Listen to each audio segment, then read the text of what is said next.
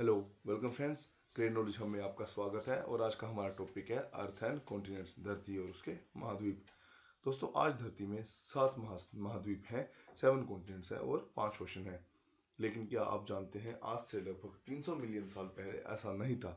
धरती में केवल एक ही कॉन्टिनेंट था और एक ही महासागर था। उस समय धरती कुछ इस प्रकार दिखती होगी। आप देख सकते हैं, केवल एक ही कॉन्टिनेंट है और एक ही महासागर है। इस कॉन्टिनेंट को पेंजिया कहते हैं। पेंजिया क्या था? पेंजिया एक सुपर कॉन्टिनेंट था जो एग्जिस्ट करता था लेट पैलेजोइक एरा में, और अर्ली मेसोइक एरा में इसका टूटना स्टार्ट हुआ। इस टूटने को ये टूटा धरती की कॉन्टिनेंटल प्लेट्स के कारण। आज से लगभग 300 मिलियन साल पहले धरती कुछ इस प्रकार दिखती होगी।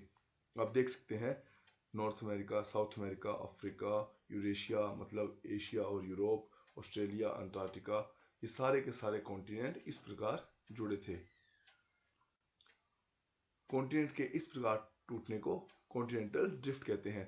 अगर आज से 300 मिलियन साल पहले कॉन्टिनेंटल ड्रिफ्ट नहीं हुआ होता तो आज भी धरती कुछ इस प्रकार दिखती। सारे के सारे देश एक ही कॉन्टिनेंट में होते, लेकिन ऐसा नहीं हुआ। कॉन्टिनेंटल ड्रिफ्ट क्या है? कॉन्टिनेंटल ड्रिफ्ट एक थ्योरी है जिसमें कॉन्टिनेंट आपस में जुड़े थे और फिर प्लेट टेक्टोनिक्स, धरती की टेक्टोनिक प्लेट्स के कारण वो एक दूसरे से अलग होना स्टार्ट हो गए। इस थ्योरी को सबसे पहले 1912 में अल्फ्रेड वेगनर ने प्रपोज किया था। आप देख सकते हैं,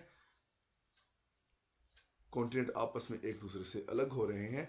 लगभग 225 मिलियन साल पहले कॉन्टिनेंट कुछ इस प्रकार दिखते थे, फिर 200 मिलियन साल पहले, 135 मिलियन साल पहले, 65 मिलियन साल पहले, और प्रेजेंट में धरती कुछ इस प्रकार दिखती है, कॉन्टिनेंट कुछ इस प्रकार दिखती है।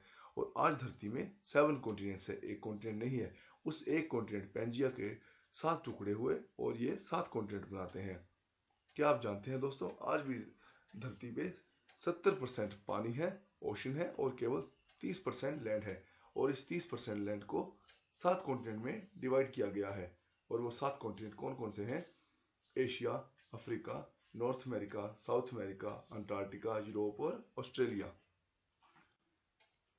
तो सबसे पहला कॉन्टिनेंट आता है एशिया, जो कि दुनिया का सबसे बड़ा कॉन्टिनेंट है। इस कॉन्टिनेंट में 50 देश हैं और 60% दुनिया की आबादी एशिया में ही रहती है। दुनिया का हाईएस्ट पॉइंट और लोएस्ट पॉइंट वो भी एशिया में है।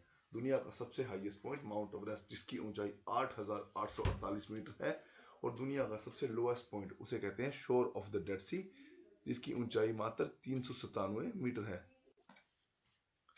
दूसरा बड़ा कॉन्टिनेंट आता है अफ्रीका। अफ्रीका में लगभग 54 कंट्रीज हैं और ये दुनिया का सबसे गर्म कॉन्टिनेंट माना जाता है, क्योंकि इस कॉन्टिनेंट में बहुत सारे रेगिस्तान हैं। इस कॉन्टिनेंट को होम ऑफ द डिजर्ट भी कहा जाता है।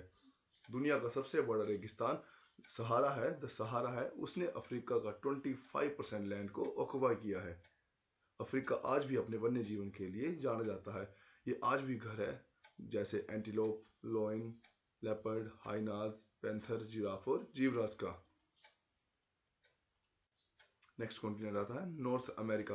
नॉर्थ अमेरिका में लगभग 23 कंट्रीज हैं और ये सभी 23 कंट्री मैक्सिमम लीड की जाती हैं दुनिया की सबसे बड़ी economy USA, United states of America द्वारा।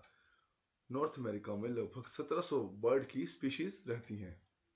Next south America. South America में 12 देश हैं और दुनिया का सबसे बड़ा फॉरेस्ट जो अमेज़न रेन फॉरेस्ट है वो साउथ अमेरिका में है, और इसने साउथ अमेरिका का 30% लैंड को कवर किया है। दुनिया की सेकंड लार्जेस्ट माउंटेन रेंज और दुनिया की second largest river system, second largest mountain जो रेंज दो एंडीज है, और second largest river system Amazon river system, वो भी साउथ अमेरिका में ही है। नेक्स्ट कॉन्टिनेंट है यूरोप। यूरोप को सबसे डेवलप्ड कॉन्टिनेंट भी कहते हैं। इसमें 51 कंट्रीज हैं और यूरोपियन यूनियन दुनिया की सबसे बड़ी इकोनॉमिकल और पॉलिटिकल यूनियन है। यूरोप और एशिया दोनों आपस में साथ साथ हैं, मतलब एक दूसरे के पड़ोसी हैं, और इन्हें अलग करते हैं Ural mountain, Ural river, Caspian sea and Caucasus mountain. Asia और यूरोप की बाउंड्री है, इसीलिए कुछ ज्योग्राफर आज भी इन दो कॉन्टिनेंट्स को एक ही कॉन्टिनेंट के रूप में देखते हैं और इसे आज भी यूरेशिया कहते हैं। नेक्स्ट कॉन्टिनेंट आता है अंटार्कटिका। अंटार्कटिका सबसे ठंडा कॉन्टिनेंट है।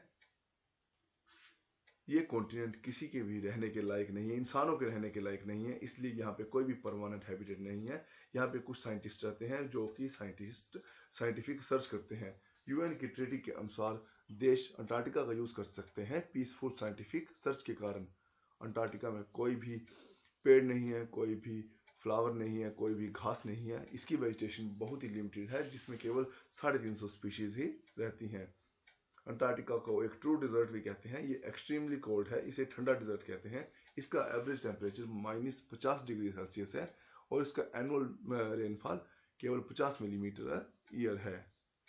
नेक्स्ट कॉन्टिनेंट है ऑस्ट्रेलिया। ऑस्ट्रेलिया कॉन्टिनेंट में 14 कंट्रीज हैं और ये दुनिया का सबसे कम पॉपुलेटेड कॉन्टिनेंट है अंटार्कटिका के बाद। इसमें केवल दुनिया की 0.2% आबादी ही ऑस्ट्रेलिया में रहती है। ऑस्ट्रेलिया भी अपने वन्य जीवन के लिए काफी प्रसिद्ध है और इस कॉन्टिनेंट को लैंड ऑफ कंगारूज भी कहते हैं। ऑस्ट्रेलिया का एक और जो इंटरेस्टिंग फैक्ट है, दुनिया का सबसे बड़ा कोरल रीफ सिस्टम वो भी ऑस्ट्रेलिया में है। इसे कहते हैं द ग्रेट बैरियर रीफ। ये थी दोस्तों मेरी छोटी सी वीडियो कॉन्टिनेंट्स के बारे में। अगर आपको ये मेरी वीडियो पसंद आई हो तो प्लीज इसे लाइक, शेयर और सब्सक्राइब जरूर करें। Thank you.